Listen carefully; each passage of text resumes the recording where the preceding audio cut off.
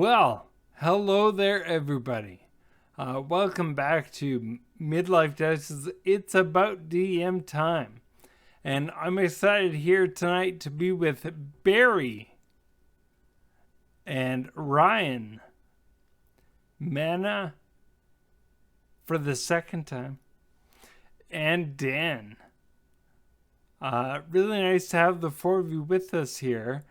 And we're going to be chatting about Session 0, a way to start your adventure the right way. I'm pretty sure we would all agree on that even before. Maybe we don't need any more show. Maybe that's it. We just summed it up right there. It's been nice being on the show. Hi, everybody. Bye, everybody. We'll see you next time. Yeah, we tackled that issue pretty quickly. And so we're going to be talking about Session 0, about the challenges of it and the different ways that we can do it. What are the expectations that you cover? Any kind of unique situations. And ultimately try and get to the idea of, so how does this benefit your group when you do this? Or when you haven't done it? What long-lasting or maybe even quickly effects have you noticed that happen in the group dynamic? Session 0 is, I've done a little bit of research. I think a couple others here have done as well. And from what I could find, that when it comes to the world of D&D, that in the 3rd edition they referenced something called Step 0, in which it was a time before you start playing where the players and the DM discuss house rules and standards for their campaign, anything that would be different from the regular rules, but also what kind of characters you play, what would work together. And Session 0 has definitely gone beyond that. There's the whole social contract side of it that is now becoming quite normal and perhaps even more important than the other stuff.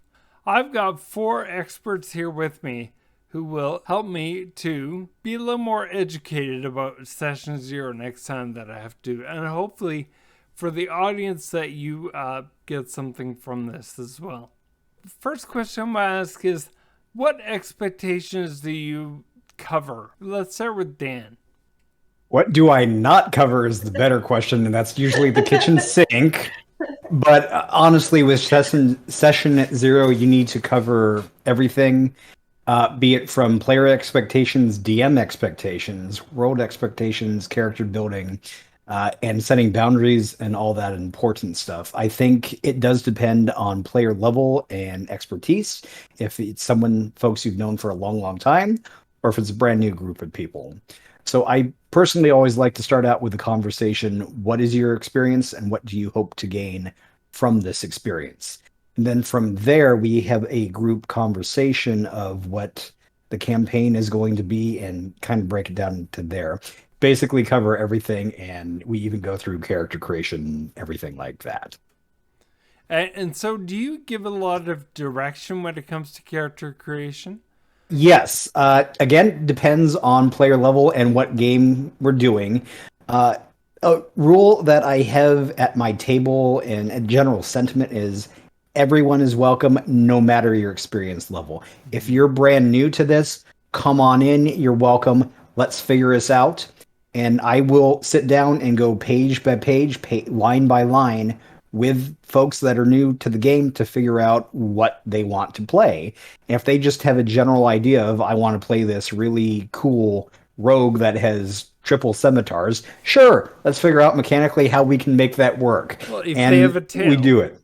Yes, that's exactly. Tiefling, tail, you're set. Yeah. So yes, so we'll do that. But if they're more experienced, I'll let them kind of run the gamut of what they'd like to play, and I just ask, hey, float it by me first so I understand how this is going to work and affect the game. Anyone else, what expectations do you find really important to cover first? When I run my session zeros, so quick background, I've run both game stores and at homes, and then taking a game from a game store to someone's home. I haven't done any conventions yet, so I know it's a little bit different there. But in general, you want to cover, what is acceptable behavior at the table.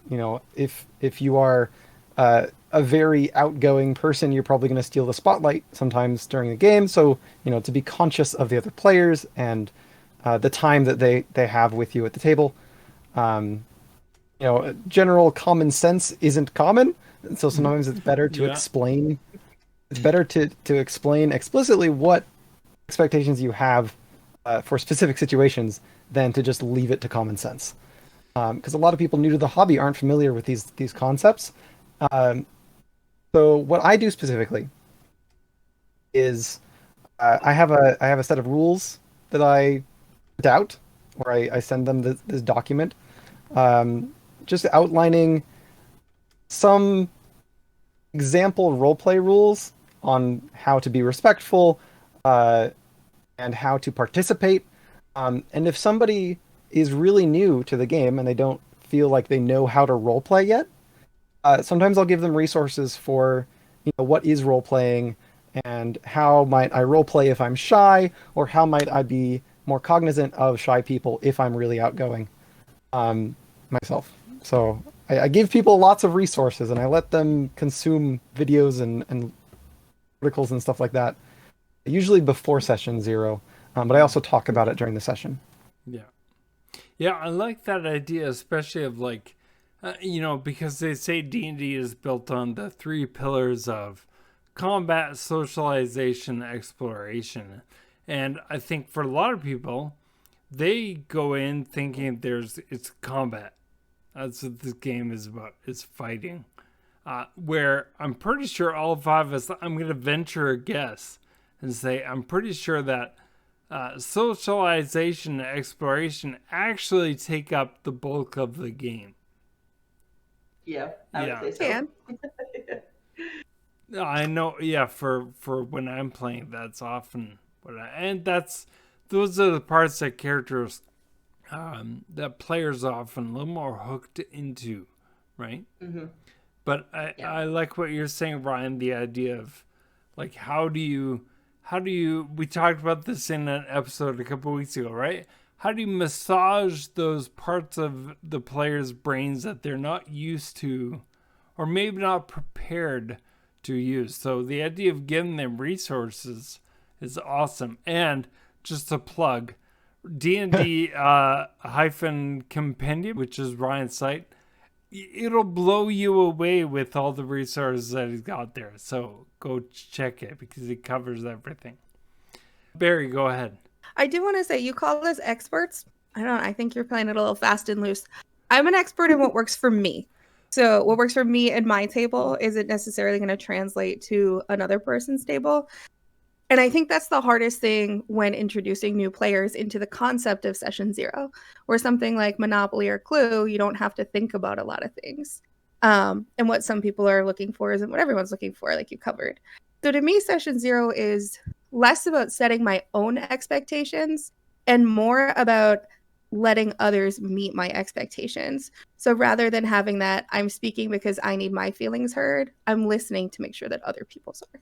Yeah, I like that too. Thank you. The only other thing that I really can think of is also in terms of expectations, in terms of like actual like mechanical sessions of like how long are we going to be playing each week, because some people like different length games. Some people just want to sit down for 2 hours, wrap their hands, but other people could play for like 7 hours straight. And just kind of that expectation of how long are our sessions going to be, and when we're going to be meeting. Because I also you run into that problem sometimes of that person who never shows up, right? And the expectation of like what's going to happen if you continually fail to show up, because it's not fair to the rest of the table. So talking about respecting each other's time in terms of that type of thing, I kind of like to address in my session zeros too, of like, hey, we're all here to have fun, respect everybody's time, and then we'll be fine, and we'll be great moving forward. During your session zeros, do you establish, okay, this is the time? Do you establish how often you're going to be meeting? Yeah. Is it weekly? Yeah. Is it monthly? Yep. So usually my games are weekly. But barring, holidays and things like that, you have a family birthday, I'm not gonna like be raging at you that you missed that. Like I don't rage at my players anyways, but like it's more the, hey, it's been 3 months since you've been able to make a session. Is everything going okay? Is there anything we need to talk about? And really making sure that like if somebody continually can't meet, or if they have an issue, that like making sure that the players feel safe enough with me to come to me if there's something wrong. Like I like to set that up in session 02. Like I'm not like some weird overlord who's like over the table. You can talk to me and things like that, and making sure that channel of communication is open between table and DM. I like to set up with my session zeros. Yeah, definitely establishing a rapport between you as the DM and maybe for the players, kind of. I'm not your authority figure. We've talked about on the show a lot. I am also a player, and I'm just a player who knows a little more about what we're going to be doing than you do at this point. Because if you do something totally unexpected, then I know just as much as you do, and just kind of establishing that idea, like. I'm not the one in control. I'm not the one I'm not the, parent figure or anything like that. And yeah, we're here together for this story. Yeah, exactly. That's a good point. Dan, can we go back to, you were talking about tips and offering help to players about how they build their character. Can you think of a specific example of how you might step in, but then how you also kind of pull back, and I'll let you decide that. So generally what I will do is if it's a brand new player and we're starting out with 5th edition, there's a lot of great options in there. I usually, as I said, like to have that conversation with the player. What are you looking to do? What do you kind of like to do? Is there a reference character? So, okay, there's this character you like in anime. Well, you might consider these options. And what I'll do is I'll also encourage them, hey, read this in this section. And if you hit a spot that you have a question, I can answer that. Or, hey, let's read this together. It depends on their comfort level, I would say. If it looks like they're a little bit lost and not quite sure what to do, I'll step in a little bit more. But if it's someone that's, say, very used to, and this is a horrible example and probably no one ever will admit to this, reading instruction manuals when you're building something, I'll tend to let them run along and do their own thing a little bit and just ask for clarifying questions, and then just kind of explaining. One thing I always find interesting, and I find myself doing this horribly as a DM, we're all used to saying D6, D20s, this, that, the other. I find I have to stop myself with new players that are rolling up characters. Oh no, when I say this, I elongate what the dice are and kind of when I go along for character creation. It's one of those. Yeah, I know what this means. We have this DM vernacular that we know that they may not. Yeah, even just looking at the 5e basic character sheet, like I know where the skills are, I know where proficiency are. I don't have to look at it. I just have that in my head. But if I say to someone, "What are your proficiencies?" There, where do I find that? So yeah, definitely you have to, especially, and this would go beyond sessions here. You will spend several sessions, always kind of saying, can you check your proficiencies in the bottom left of the page? And you just kind of learn how to guide that a little bit. And would you say then with, I think you were saying earlier, with more experienced players, you're a little bit more hands off. Like, you know what you're doing, with experienced players, they probably won't come to you and say, well, what class should I pick? No. If they all want to be wizards, okay, up to you guys. Right? Yeah. Welcome to Strixhaven. Yes. Yeah. Whereas you wouldn't, with the new party, you probably wouldn't, that would definitely be part of session 0 to say, I don't know if that's such a good idea. If I may, with character creation, I think it's also really important to talk about a little bit of backstory on your world. Like, Yeah. do the social norms in your world mirror that of ours, or are they different? Is magic highly sought after and sacred and rare, or is it really common or even illegal? A lot of times, I think we view things from our own lens, obviously. So when we're building something that seems very obvious, you might be putting a player into an uncomfortable space. Maybe they're playing this game to escape reality, or maybe they're playing this game to work through reality. So you need to know how they're feeling about that really before you dive too deep into, the character creation, in my experience. Yeah. Working the backstory, I like to with my session zero is kind of like Barry said, take the setting and really work with both veteran and new players to make sure that their character does what they want them to do within the setting. And really, I really like working with my players to really tie that backstory into the world. Because as DMs, we kind of have this like pocket full of NPCs and characters that we can just like pluck all the time. And you could say, hey, we're going to play a session in 2 hours. I'll be like, okay, give me half an hour. Here's a character, right? But those are like malleable characters. I really like, and I find my players enjoy too, when the character's so rooted in the world, it feels a little bit more, not high stakes, but that pressure is there, right? Where like, oh, they're in this world. It's not just somebody I just plopped in to play a game. For sure. But I think the opposite can be true too. Mm-hmm. Some of those players really want that hook for it to feel like it's happening to them. And other players, for whatever it is they're going through, need that kind of separation between their life and what's happening at the table. And so I think that's an often overlooked aspect of character creation. I think you're right on the money. Yeah, definitely. Yeah, definitely. before the show we were talking about, I have a neuromuscular disease and I'm in a wheelchair all day. But my favorite character is one where, as I was saying earlier in the show, he gets to run around and go crazy, which is not my life, not my existence at all. So there definitely is an escape there as well. And I think that's an important thing, to figure out with your players. So, what are you, and maybe not in so many words, you might be able to deduce it a little bit as well. Like, so what are you wanting to gain from this game? And every player is going to be after something different. I think it's important to address that on a personal level, because it becomes something quite personal. Like, we get attached to these characters. When you've played them every week for 2 years, you have hopes for the character, and there are things that you're scared about for them. I think that also touches on that it is a dynamic thing. What somebody wants on session zero, or what somebody thinks they want for the campaign, can change.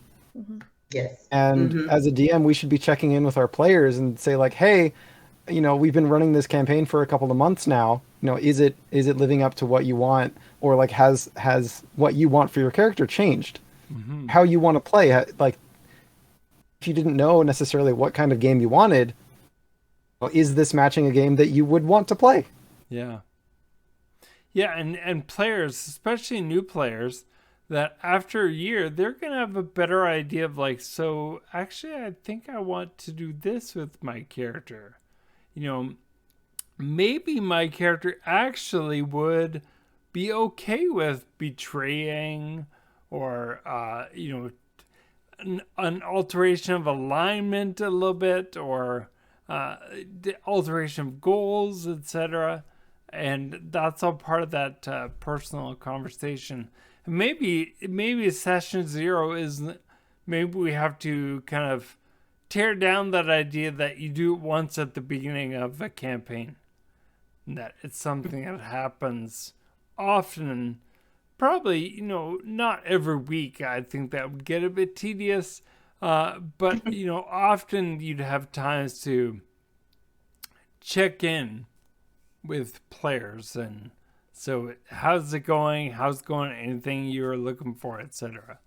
And I've had players, I've had moments too, and I've been part of campaigns where the DM will sometimes have a big event that if somebody's playing a character and they're not really feeling it or driving it, or they don't really want to play them anymore, but they still want to play the campaign, we can work something out for you to be able to roll a new character. right? Like the whole point is for you to have fun. So yeah, so maybe we do something a little bit bigger where they pass away and you can roll a new character, or they get kidnapped or something and you can roll a new character and we can work together to continue that fun in a way that you want to have. Good point. Can we talk about the idea of the social contract part of session 0? In Tasha's Culture of Everything, the book that came out last October, I want to say. I think so. That's where they have a few pages on, running a session 0. And one of the phrases or one of the sections in there is soft and hard limits. And maybe we can just explore that idea a little bit.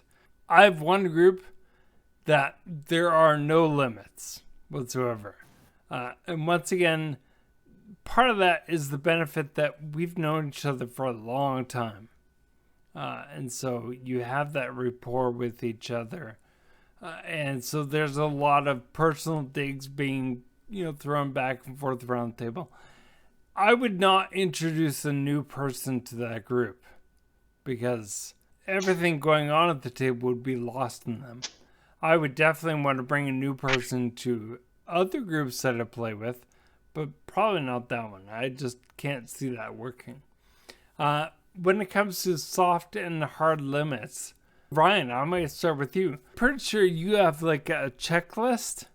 Well, I didn't write it myself. There are people on Twitter that have been really big in the accessibility scene, as well as the general like awareness, making people aware of these concepts, this whole social contract. What is this consent checklist has been making its rounds online, and what does it mean to have consent for an idea in gaming, right? Really, like having run games at game stores and having run games at home, you have very different rules, both for language that is used, as well as topics that come up, as well as just general behaviors and attitudes towards things. You talked about these kind of soft and hard limits. Another kind of word for those would be lines and veils. That's Yes. another pair of words that mean things like there is a hard limit is a line. Like I will not cross this line ever. This topic is not just taboo, but like off the table. And then there are these veils or these kind of soft limits that are like, okay, this might happen in my game, but I'm gonna like fade to black, or I'm going to describe the outcome but not describe the action. And so what I've personally found generally is that as people get more mature, these topics change. If you're playing with a bunch of high school boys, they're going to have a lot different ideas of what is funny or what is interesting to them than a bunch of adults sitting around a table that have known each other for 20 years. So when you cover, here's something completely seemingly innocuous. Some people have a outrageous fear of spiders. They have a phobia of spiders, and it could be a bunch of other topics too.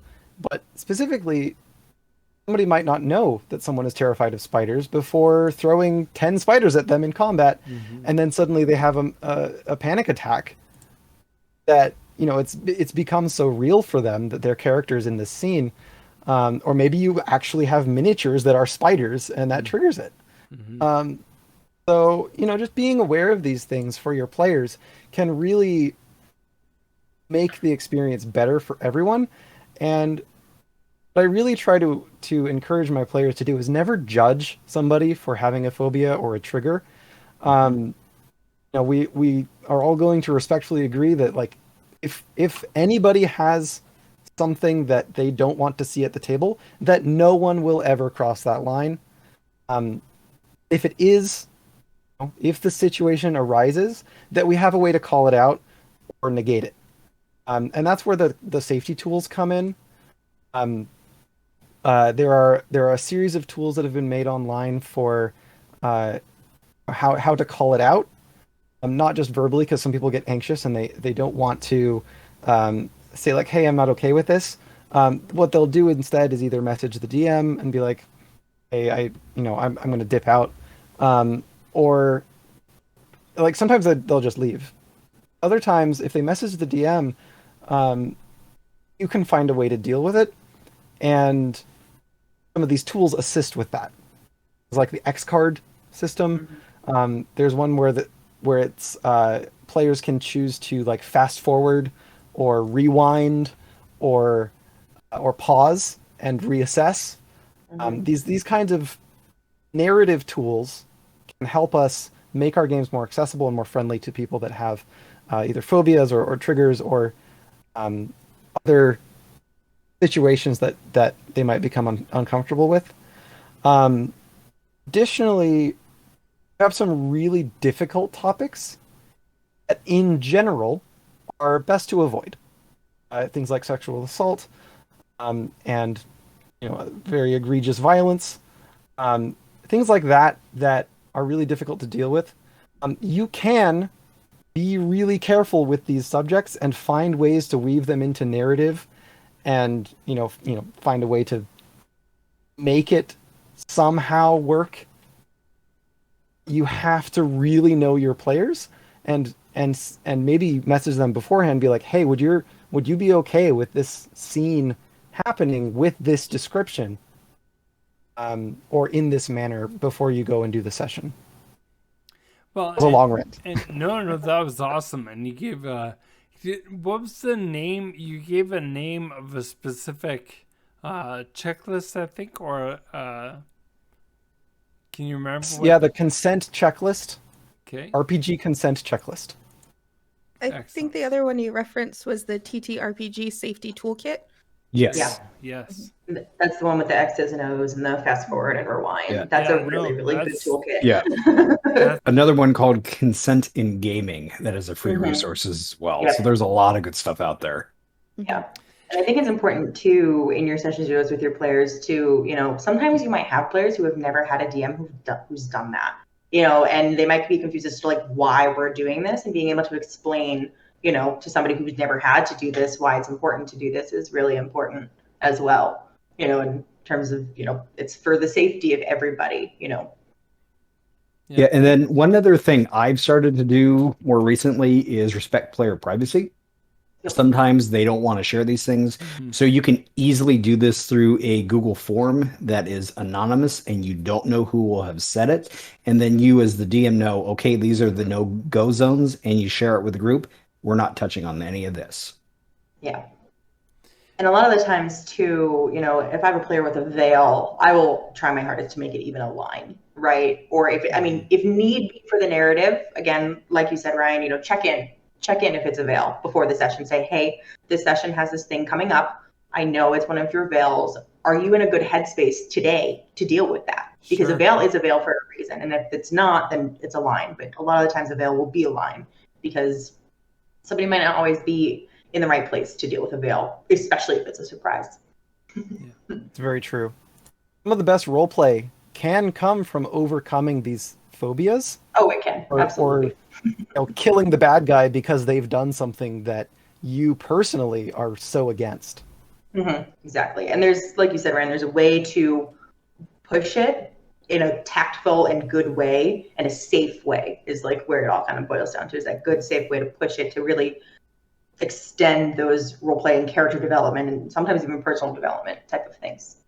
Man, I think what you're saying is really important, that even if it's just a soft or a veil, that just treat it as a line anyway. And as DMs, I know that in, let's say, in the campaign Curse of Strahd, there's an encounter which involves kidnapped children. And for some people, that's obviously going to be an issue. And I don't know how many times I see on Facebook in the Strahd group, people saying, what do I do here? It's like, well, at least they're asking, right? Number one, that's good. At least they understand there are other things you could do. And as DMs, that's just going to be part of the job. You're going to have to think on your feet a little bit. Hopefully, by doing session 0, it's a little less on your feet because you will have the information that says, no, Right. let's stay away from this. And it gives you time to prepare something different. Yeah. Right. Joel, and I just had, as we were talking, I had one other thing, social contracts that I feel like sometimes might get skipped over and things like that, is when I talk about social contracts with my table, I also talk about character bleed with my table.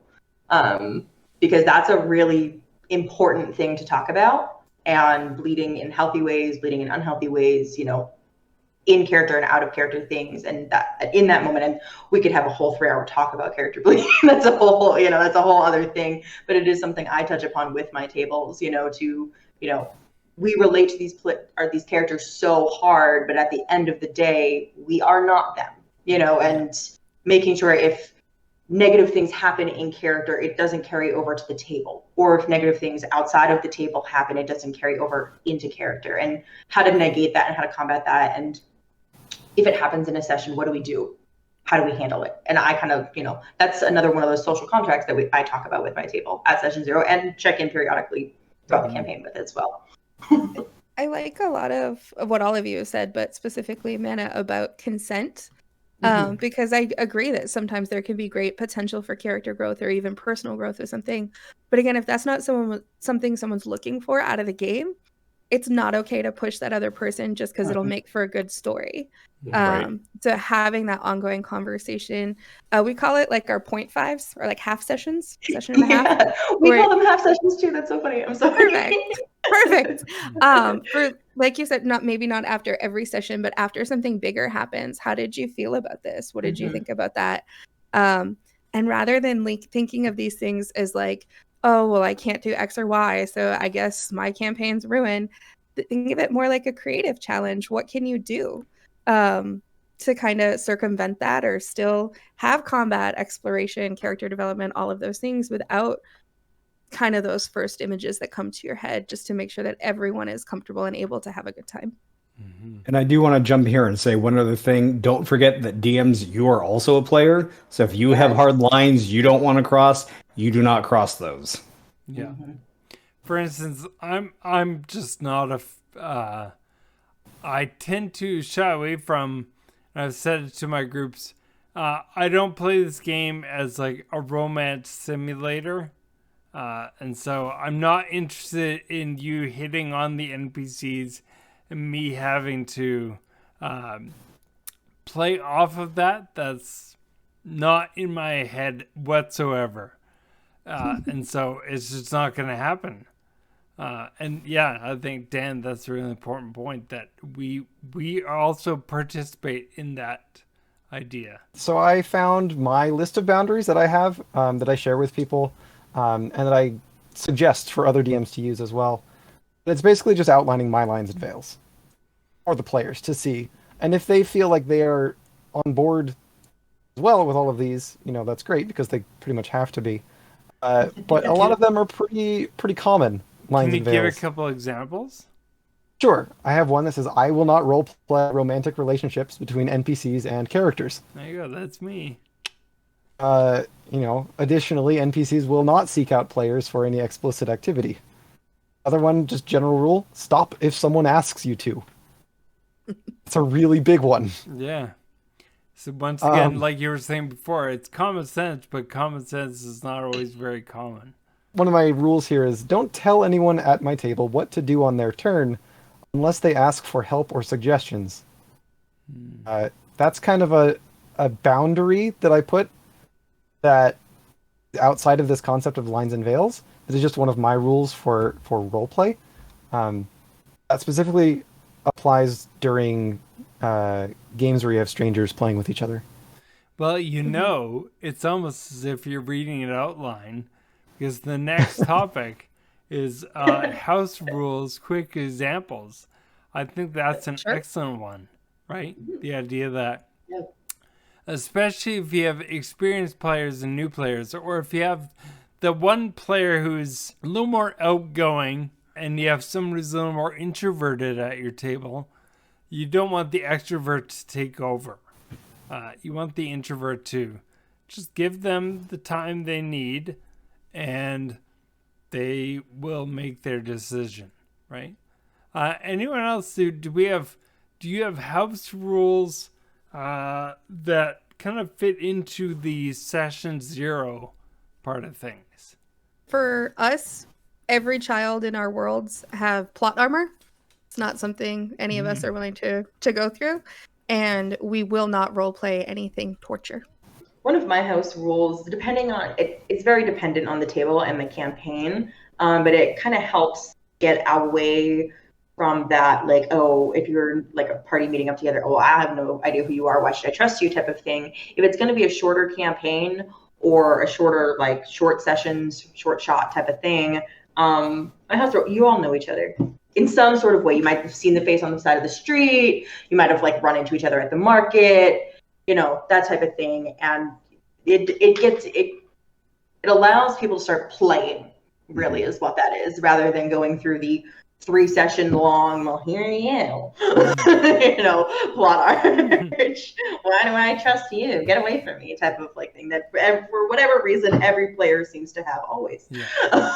Well, and I know that with one of my groups, we spent a good hour talking about that idea of, so how do you all know each other? And what are the connections that you made? And I had a few questions for them. And it was all being made up on the spot because out of the 4 of them, only one was an experienced player. So 3 of them, they had no idea why we were even talking about this. Right. Now, a year and a half later, playing every week, they know exactly why we're talking about this, because now stuff is going down. And they're like, oh no! This person that I was connected to is in trouble now, kind of thing.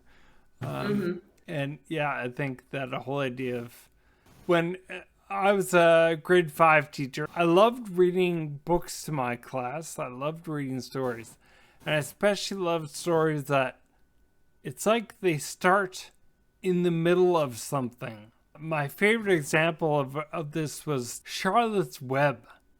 The very first line of Charlotte's Web is, "Where's Papa going with that axe?" Fern said, the main character.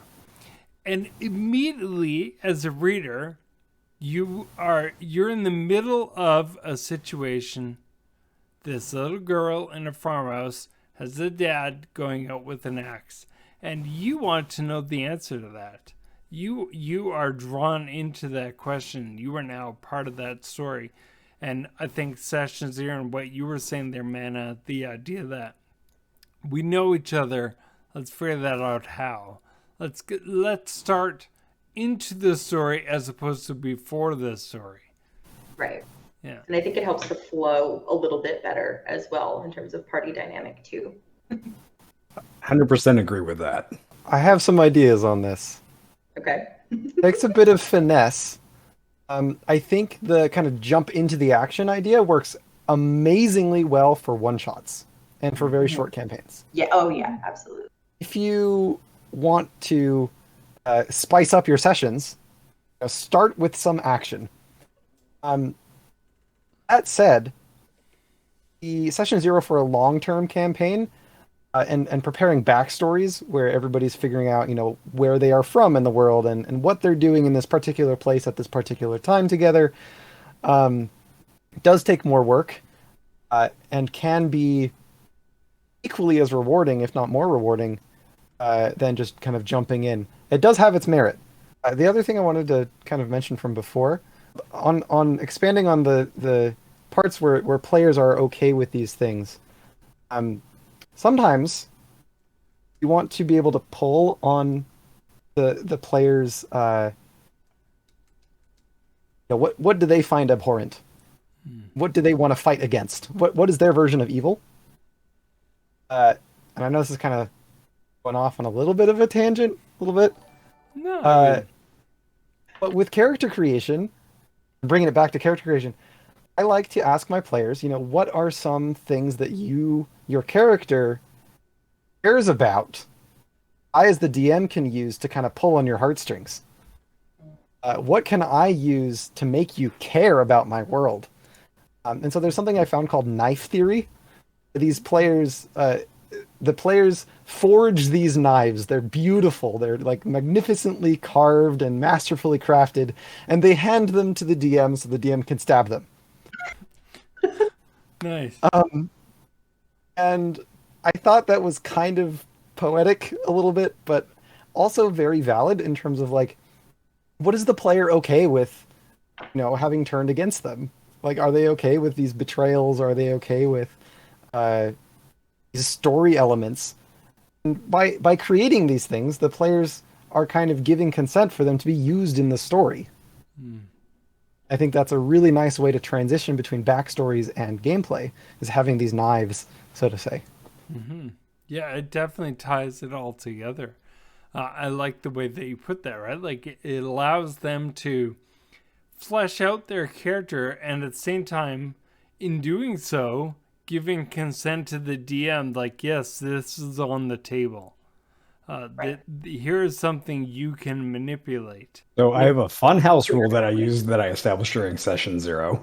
I believe characters are these heroes, so if you roll a crit, you automatically do max damage, then plus whatever you roll for the weapon damage. Yeah, I absolutely love that, but I don't apply that to the monsters because I don't want them to get absolutely clobbered. Oh, yeah.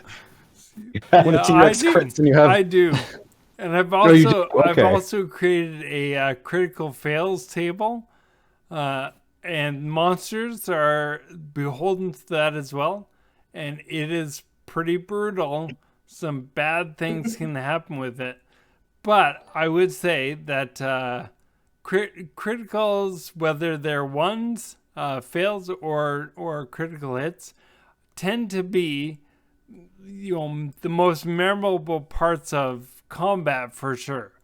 Like, we can remember combat from 6 months ago because that the paladin slipped on the stairs and bonked his head and he was knocked out just at the wrong time, kind of thing. Yeah, so I do the same thing, but it sounds like you might be a little... I'm not going to let my players know about the whole no monster. Cool. Sure. And then I did have one other interesting thought I wanted to throw in for the session 0 homebrew rule, or maybe not homebrew, but something I saw recently is player agency with their characters. Do you as a DM take over the player character? Do they get to wander off, or do you allow another player to play that character? I know this is a little tangent, but I think this is something that's important to be established during session 0. Mm-hmm.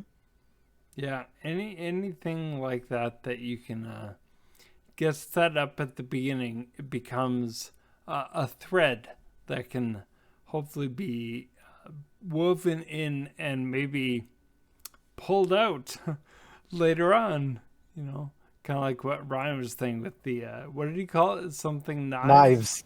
Yeah. A knife theory. Knife theory. I like that. Oh yeah, my players are very well aware. I don't do it always during session 0, but we do RP prompts every week, and I'll give it to them like the morning before the session or the day before so that they can come to the table ready with it. And they are very aware that any information they give me for those RP prompts is like usable material for their character. And it's usable DM material. Yeah, that's a good example of doing session 0, or at least the concept of session 0 kind of as an ongoing thing. Yeah. In what ways do you find, I guess in kind of wrapping it up here, coming to a conclusion, in what ways do you find session 0 enriches the experience at your table? I think it just makes the whole game better rather than having to wait weeks or months to find out that someone is afraid of bugs or someone doesn't want to deal with the death of a parent or something in game. You're able to talk about it right away. And I think in having that little bit of trust in other people from the get-go, especially when you're playing with people you haven't played with before, that's just overall going to enhance your gaming experience. Because just like Mana was saying, those characters are in a tavern trying to figure out whether or not they trust each other. Your players at the table are doing the same thing. And I think it is so important. Anything you can do, whether you're the DM, a player, someone who's participating in some way, to bring that comfortability to the table is going to enhance everyone's enjoyment, which why else are we at the table? Yeah, no, that yeah, it's such a it is a community building exercise that is disguised as a game, I think, in some ways. Yeah. And, transparency and honesty are, you can't build community without those things. And then, Barry, as you said, trust would be another pillar of that idea, that your players, beyond the characters, that your players need to be able to trust each other and you them as well. Yeah. And to build off of what Barry just said, you have that trust, but also like knowing both as a DM and as a player that everybody at your table has entered the same social contract just makes it that much smoother and that much more enjoyable. You don't have that anxiety of like, well, what if type of thing. And that for me, I find is how Session Zero enriches an experience, is that there is just that level of expectation. Everybody has agreed to it, signed, cross their T's, dotted their I's. We're all here for the same reason, type of thing, and in the same way, in the same capacity. And it just makes it more comfortable. Absolutely. And I think that that kind of leads into the other part of session zero, or your half sessions, where it's okay to walk away. Not every game, not every setting, not every group of players is going to be a years-long campaign to level 20 or beyond. And that's okay. It doesn't necessarily mean that someone did something wrong if they're looking for a different style of game. Sometimes I just like to rip the heads off of bad guys. That's not for everyone. That's okay. Sometimes I really want to like build a village within my community and do a lot of like resource management and stuff. And that's okay too. But again, that's not for everyone. So by having clear expectations, having your session zero, you're not only setting it up for success, but we understand that not everything works out. And you're also leaving that door open if anyone needs to walk away for whatever reason. Exactly. What I see a lot of the kind of RPG horror stories that come out of the internet could be resolved by having had a session zero. Totally. For that group. Unfortunately, when a lot of strangers are thrown together on a table, if the rules are not outlined, rules are going to be broken. If they're unspoken rules, nobody has the same set. And so as long as you match the rules of everybody on the table, everybody's going to be able to mesh. And so not having a session zero is only recommended for those groups that have been together for so long that they've done the effective equivalent of a session zero over their lives. They've talked to each other. They know each other very well. When you don't know these players, you got to figure out what they're comfortable with so that you all can be comfortable playing together.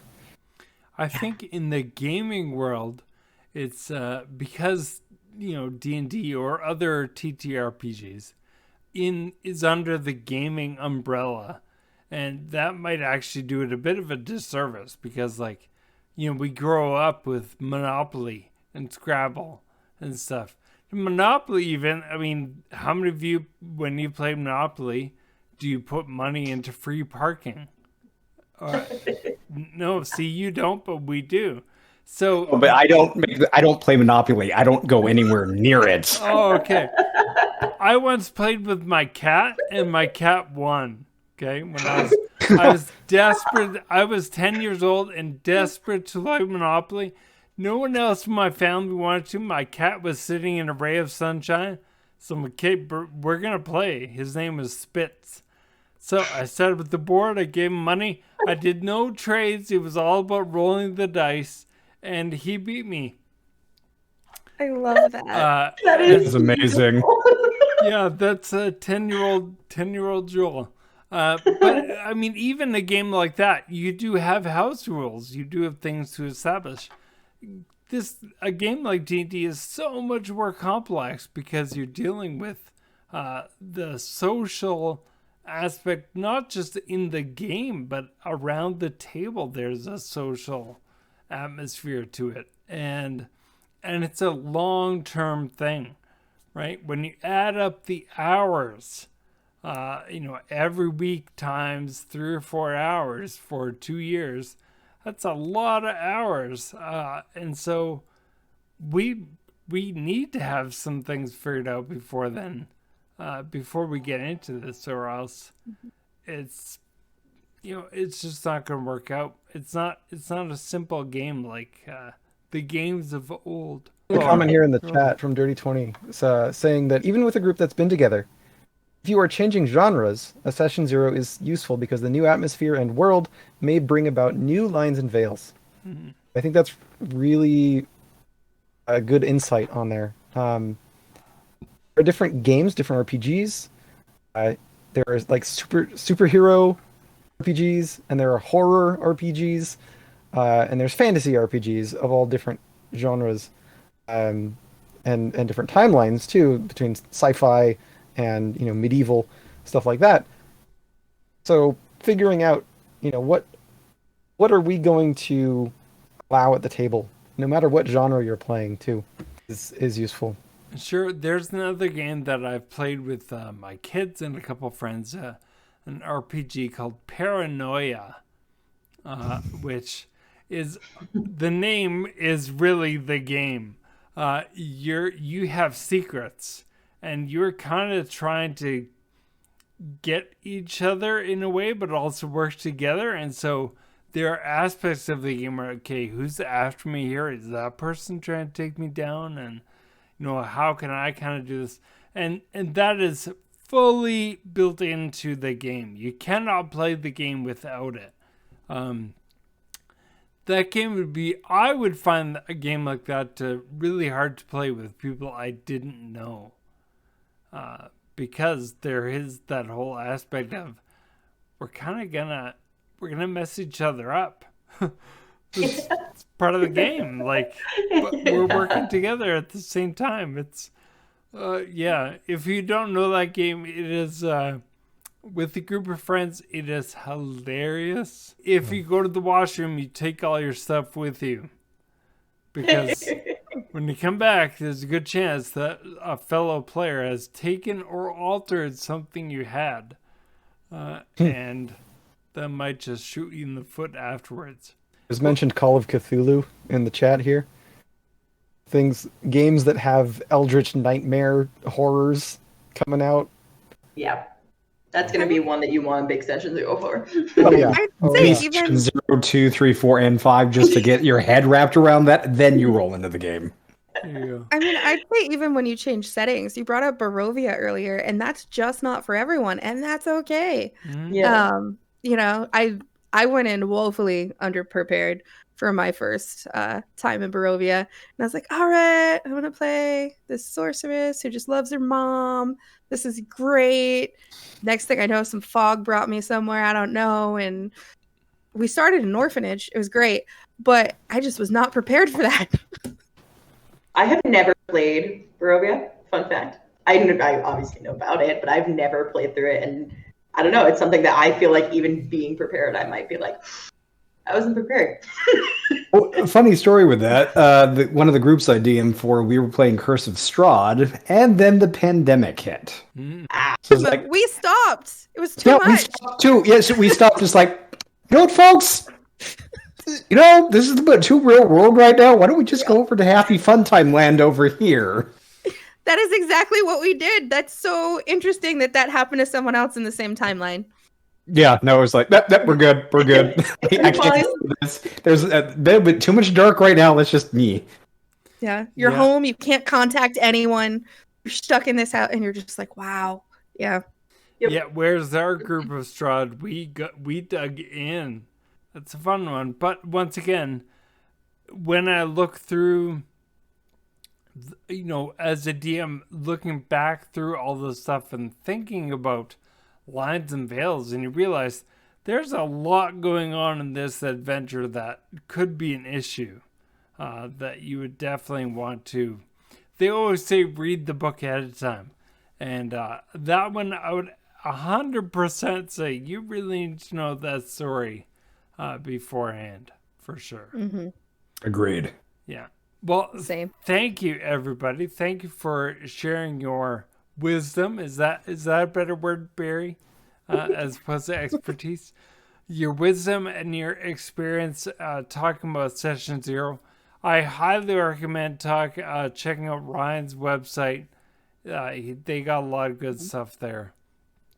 And I want to thank all of you for being here. Thank the people in chat. Good night, everybody, and may all your 20s be nat. Like it. All right. That's it. The roll is live. Go. Bye, guys. Yeah, This is I- great. Thank you, Joel, for hosting us. Yeah. Absolutely. Good, Thanks for good the night, space. folks.